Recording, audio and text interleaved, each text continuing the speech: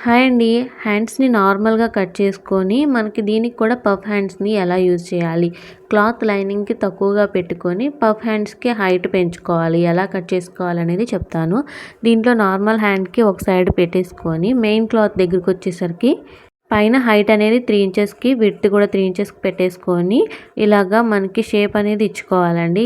ఇలాగ ఇచ్చుకున్న తర్వాత మనకి లైనింగ్‌కి అటాచ్ చేసేసుకొని లోతు తీసుకున్న తర్వాత కింద పార్ట్‌ని మనకి ఎండ్స్ చూసుకొని కింద రివర్స్ తిప్పేసుకొని స్టిచ్ చేసుకోవాలి. పఫ్ హ్యాము మనకి ఫస్ట్ నుంచి స్టార్టింగ్ చూసుకొని మనకి ఎన్నైతే ప్లేట్స్ వస్తాయో అనేది చెక్ చేసుకొని ముందు ఒక సైడ్ అయితే ప్లేట్స్ వేసుకోవాలి. ఇంకొక సైడ్ ప్లేట్స్ని మనం అడ్జస్ట్ చేసుకొని సరిగా వచ్చిన తర్వాత స్టార్టింగ్ నుంచి ఎండింగ్ వరకు మళ్ళీ ప్లేట్స్ అనేవి సెట్ చేసుకొని మనకి ఇలాగా ప్లేట్స్ అనేవి పావించుతో 3 ప్లేట్స్ వచ్చేలాగా నేను సెట్ చేసుకున్నాను. ఇలాగా మెజర్మెంట్స్‌తో ఇది పఫ్‌ని ఎలా కట్ చేసుకోవాలి, స్టిచ్ చేసుకోవాలనుకుంటే లాంగ్ వీడియో కింద ఇచ్చానండి. ఇంట్రెస్ట్ ఉంటే క్లిక్ చేయండి. నచ్చితే లైక్ చేయండి, సబ్స్క్రైబ్ చేసుకోండి.